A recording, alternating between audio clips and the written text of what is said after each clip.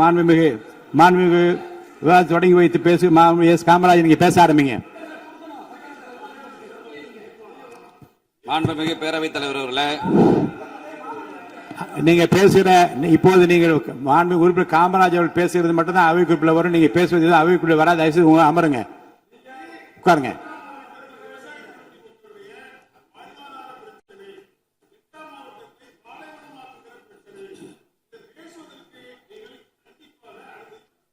மேகதாது பற்றி பேசுவதற்கான தீர்மானம் நிறைவேற்றப்பட்ட பிறகு தீர்மானத்தை ஒட்டி இங்கே பேசுவதற்கு அனுமதி இல்லை.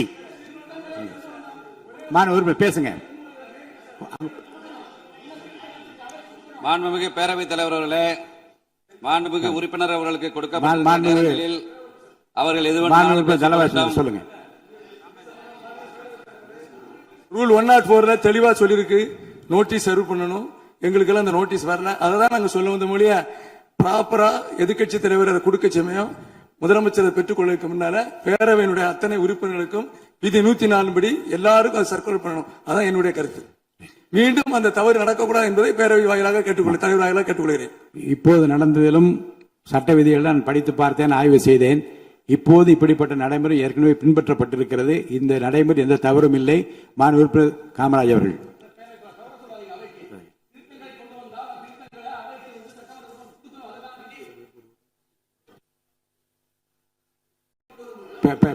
மாண்பு உறுப்பினர் ராமச்சந்திரன் பேசுங்க, விளக்கமா சொல்லுங்க, பேசுங்க.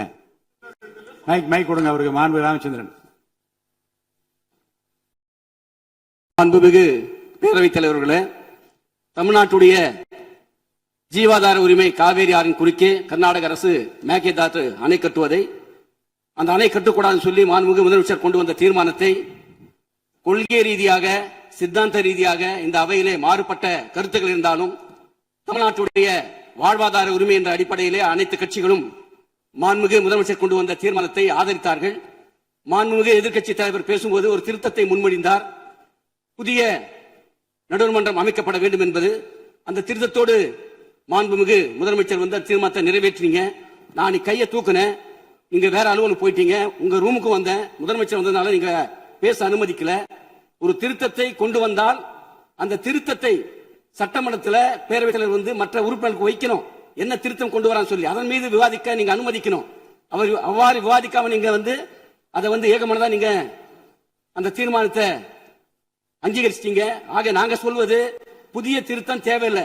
ஏன்னா ஏற்கனவே 1990 நாடாளுமன்றத்தில் வாக்கெடுப்பு மூலம் தான் வந்து காவிரி நடுவர்மன்றம் அமைக்கப்பட்டிருக்கிறது.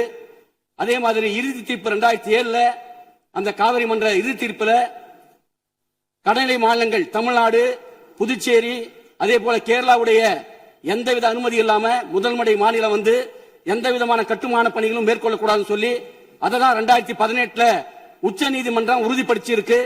அதோடு இல்லாம உச்ச நீதிமன்றம் தெளிவா தன்னுடைய தீர்ப்புல சொல்லி இருக்கு, காவேரி மேலாண்மை ஆணையம் அதே மாதிரி காவேரி நதிநீர் பங்கீட்டு குழு வந்து ஒரு வருடத்துக்கு தமிழ்நாட்டுக்கு வழங்க வேண்டிய தண்ணீரை ஜூன் முதல் மே மாதம் வரை 177.25 நீரை மாதந்தோறும் வழங்கணும் சொல்லி அவ்வாறு இருக்கும்போது ஏற்கனவே உச்ச நீதிமன்ற தீர்ப்பு தெளிவா சொல்லியிருக்கு. அப்படி இருக்கும்போது புதிதாக ஒரு நடுவர்மன்றம் அமைத்தால் அது தமிழ்நாட்டுக்கு பாதகமா அமைஞ்சிரும். நாமளே போய் முதல வாயில சிக்கிற மாதிரி ஆயிடும். ஆகவே புதிய நடுவர்மன்றம் அமைக்க கூடாது என்பது எங்களுடைய கட்சி நிலைப்பாடு. ஆகவே புதிய நடுவர்மன்றம் இல்லாமல் முதலமைச்சர் கொண்டு வந்த தீர்மானத்தை மீண்டும் கொண்டு வர வேண்டும் என்பது எங்களுடைய நிலைப்பாடு என்பதை தெரிவிச்சுக்கிறேன். மாண்புமிகு அமைச்சர் அவர்கள்.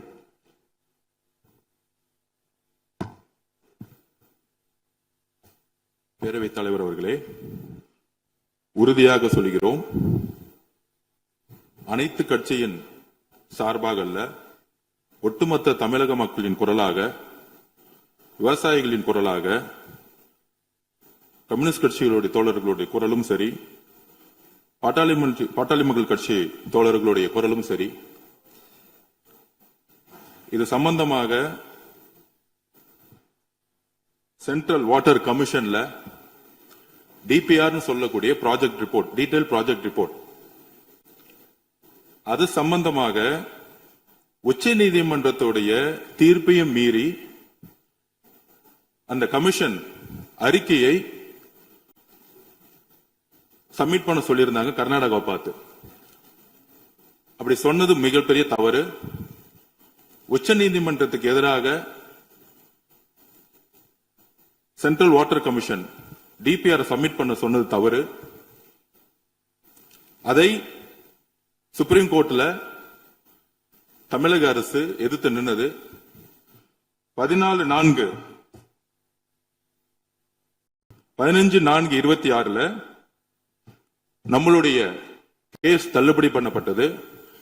கேஸ் தள்ளுபடி பட்டதுன்னா உச்சநீதிமன்ற தீர்ப்புக்கு எதிராக இல்ல, நம்ம இந்த டிபிஆர் சென்ட்ரல் வாட்டர் கமிஷன் வாங்கக்கூடாதுன்னு சொன்னதுதான் அந்த தமிழக அரசுடைய வாதம். சோ அந்த தள்ளுபடி பண்ணப்பட்ட பிறகு டிபிஆர் சப்மிட் பண்ண மட்டும்தான் சொன்னாங்க.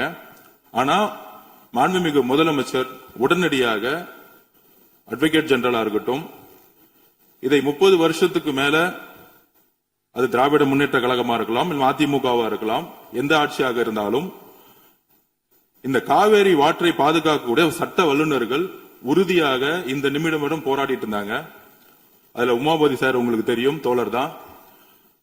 பெரிய பெரிய சீனியர் அட்வொகேட்ஸ் முகுல் டோத்னியா இருக்கட்டும், அது மாதிரி சிங்வி சாரா இருக்கட்டும், அந்த மாதிரி இந்தியாவுடைய உச்ச நீதிமன்றத்திலேயே ஒரு டாப் சீனியர் அட்வொகேட்ஸ் கவுன்சில்ஸ மாண்புமிகு முதலமைச்சர் மிகப்பெரிய ஒரு ஆய்வை மேற்கொண்டார். அந்த ஆய்வுடைய முடிவில் இந்த காவேரி வாட்டர் கமிஷன் சொல்லக்கூடிய இந்த கமிஷன் இருக்கு, டிபிஆர் அவங்க கிட்ட சப்மிட் பண்ண, கர்நாடகாக்கு ஃபேவரா சப்மிட் பண்ண உடனே நம்ம சுப்ரீம் கோர்ட் போனோம். அதை அந்த கமிஷன் மேல நம்பிக்கையை இழந்துட்டோம். அப்ப சீனியர்ஸ் அட்வொகேட்ஸ் கவுன்சில்ஸ் என்ன சொன்னாங்கன்னா, உச்ச நீதிமன்றம் 2018 என்ன தீர்ப்பு கொடுத்ததோ அந்த தீர்ப்பு பாதிக்கப்படக்கூடாது. கம்யூனிஸ்ட் தோழர்கள் சொன்ன மாதிரி, விவசாய சங்கங்கள் சொன்ன மாதிரி. ஆனால் மேகதாது அணை என்பது வாட்டர் ரிசர்வேஷன், அதாவது பங்கீடுக்கும் மேகதாது அணைக்கும் சம்பந்தம் இல்லைன்னு கர்நாடகா சொல்லிட்டு இருக்கிறாங்க. ஆனால் மேகதாது அணை கட்டும் பொழுது அதுவும் பெங்களூர்ல ட்ரிங்கிங் வாட்டர்னு அவங்க சொல்றாங்க, அதாவது குடி தண்ணீருக்காக நாங்க கட்டுறோம்னு சொல்றாங்க. அது ஒரு சட்ட சிக்கல் நிறைந்தது. முன்னாடி விவசாயிகளுக்கு தண்ணி வேணும்னு சொன்னாங்க.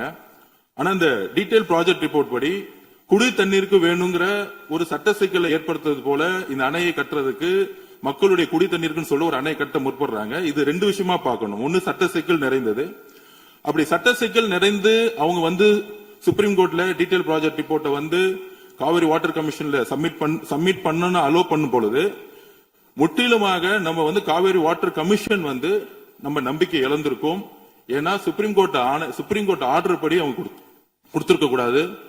உடனே மாண்புமிகு முதலமைச்சருடைய சட்ட வல்லுநர்கள் சொன்னது என்னன்னா, இமிடியட்டாக இந்த கமிஷன் மீது நம்ம நம்பிக்கை இழந்துட்டோம்னு சொல்லிட்டு தண்ணியை பகிர்ந்து கொடுக்கக்கூடிய சப்ஜெக்ட்ங்கிறது தனி.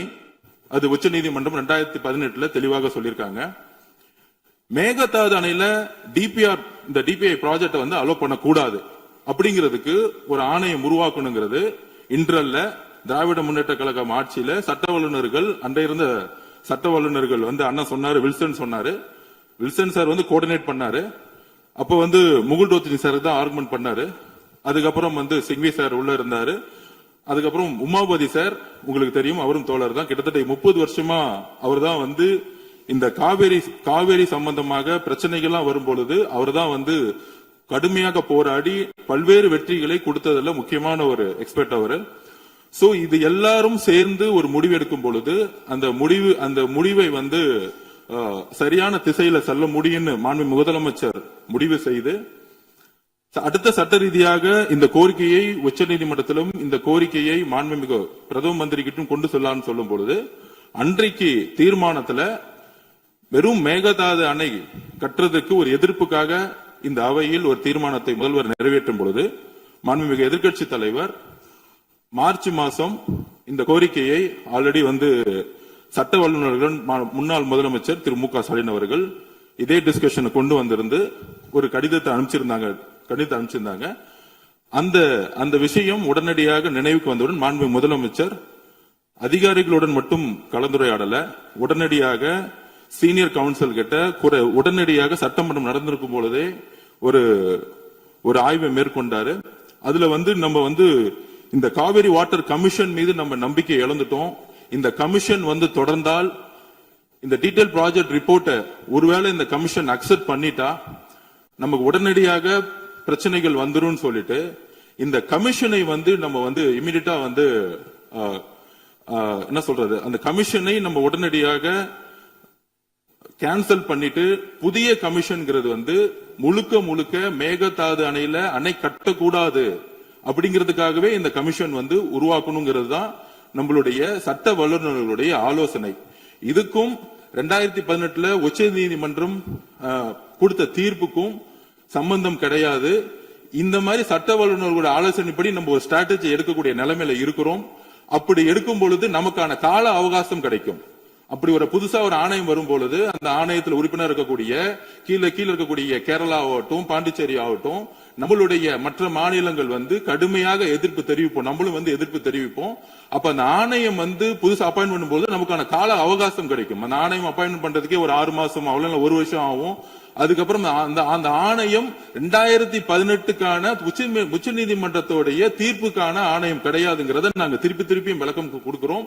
இதுதான் பதிவு பண்றோம். மேகதாது அணை சம்பந்தமாக அணை கட்டணமா கட்டக்கூடாதா, டீடைல் ப்ராஜெக்ட் ரிப்போர்ட்டை வாங்கினது தவறுங்கிறோம். ஆனா அந்த ஆணையம் வாங்கியிருக்கிறாங்க. அந்த ஆணையம் வாங்கி ஒரு தலைபட்சமாக முடிவு எடுத்துட்டா சட்ட சிக்கல்கள் நமக்கு மிகப்பெரிய லெவல்ல வரும். அதனால அந்த ஆணையத்தையே நாங்க நம்ம கேன்சல் பண்ணணும்னு சொல்லிட்டு ஒரு புதிய ஆணையம் மேகதாதுக்காக உருவாக்குறோம்.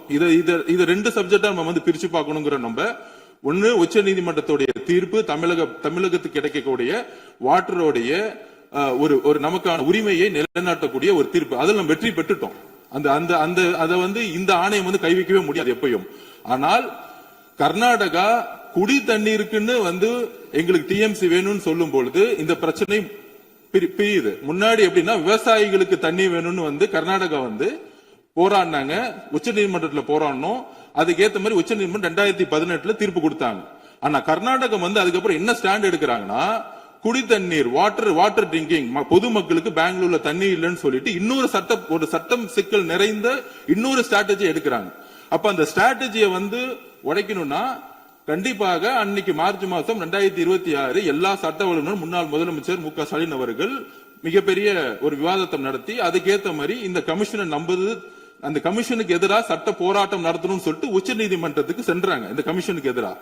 ஆனா அந்த கமிஷனுடைய பரிந்துரையை உச்ச நீதிமன்றம் சொன்னாங்க, டிபிஆர் ப்ராஜெக்ட் தானே கொடுக்குறாங்க, டீடைல் ப்ராஜெக்ட் ரிப்போர்ட் தானே கொடுக்க போறாங்க, அவங்க முடிவு எடுக்க போறது இல்ல, ப்ராஜெக்ட் ரிப்போர்ட் மட்டும் கொடுக்கட்டும் அப்படின்னா உச்ச நீதிமன்றம் நமக்கு எதிரான தீர்ப்பு கிடையாது. டீடைல் ப்ராஜெக்ட் ரிப்போர்ட்டை அந்த கமிஷன் கொடுக்கணும்னு சொன்னதுனால நம்ம உடனே அடுத்த ஸ்டாண்ட் எடுக்கணும். ஏன்னா ஒரு தலைபட்சமாக அந்த டீடைல் ப்ராஜெக்ட் ரிப்போர்ட்டை உடனடியா வாங்கி உடனே 3-4 மாசத்துல இல்ல 6 மாசத்துல முடிவெடுத்தா ட்ரிங்கிங் வாட்டர்னு சப்ஜெக்ட், அதாவது குடி தண்ணீர்ங்கிற சப்ஜெக்ட் சட்ட சிக்கலுக்குள்ள போக கூடாதுங்கிறதுக்காக தான் நம்ம புதுசா ஒரு ஆணையம் மேகதாது அணை கட்டக்கூடாதுங்கிறதுக்காக ஒரு ஆணையத்தை இது சம்பந்தமாக உடனே உருவாக்கணுங்கிறோம். ஏன்னா இப்ப இருக்கக்கூடிய ஆணையம் நாம் நம்பிக்கை இழந்துட்டோம். இதுதான் இதனாலதான் மாண்புமிகு எதிர்க்கட்சி தலைவரும் ஒரு ஆணையத்தை புதுசா உருவாக்குங்கிறது ஒரு உமாபதி சார் ஆகட்டும், சீனியர் அட்வொகேட் கவுன்சிலுடைய கடந்த 30-40 வருஷமா நம்மளுடைய விவசாயிகளுக்காக யார் யாரெல்லாம் சட்ட ரீதியா சட்ட வல்லுநர்கள் போராடினாங்களோ அவங்களுடைய அறிவுரைப்படி மாண்புமிகு முதலமைச்சர் இந்த முடிவை எடுத்து இந்த சட்டசபையில மாண்புமிகு உறுப்பினர் தீர்மானத்தை திருத்தல் தீர்மானத்தை கொடுத்தோம். இதுதான் எங்களுடைய பதிவு. உறுதியாக நாங்கள் சொல்லுகிறோம், கம்யூனிஸ்ட் தோழர்கள் எங்களுக்கு தெரியும், உங்களுடைய பிரதிநிதித்துவம் எங்களுக்கு தெரியும். நம்மெல்லாம் ஒரே கூட்டணின்னு சொல்றதோட தமிழக மக்களுக்காக ஒரே இடத்துல விவசாயிகளுக்காக எப்பொழுதும் நம்ம குரல் கொடுப்போம். அதை நாங்கள் உறுதியாக சொல்லுகிறோம். மாண்புமிகு முதலமைச்சர் உச்ச நீதிமன்ற தீர்ப்பின்படி நம்மளுடைய உரிமையை எப்பொழுதும் நிலைநாட்டுவார். இது ஒரு லீகல் ஸ்ட்ராட்டஜி அப்படிங்கறத நாங்க பதிவு பண்றோம். நன்றி. மாண்புமிகு பொதுப்பணித்துறை அமைச்சருடைய விளக்கம், அதே போன்று மாண்புமிகு நீர்வளத்துறை அமைச்சருடைய விளக்கமே போதுமானது என்று நான் கருதுகின்றேன். மேற்கொண்டு உறுப்பினர்கள் மேகதாது குறித்து அரசனுடைய தீர்மானம் ஏகமனதாக நிறைவேற்றப்பட்ட பிறகு மாண்புமிகு நீர்வளத்துறை அமைச்சரும் மாண்புமிகு பொதுத்துறை அமைச்சரும் விளக்கமான கருத்துக்களை எல்லாம் இங்கே சொல்லிய பிறகு விவாதம் தேவையில்லை என்று கருதுகின்றேன்.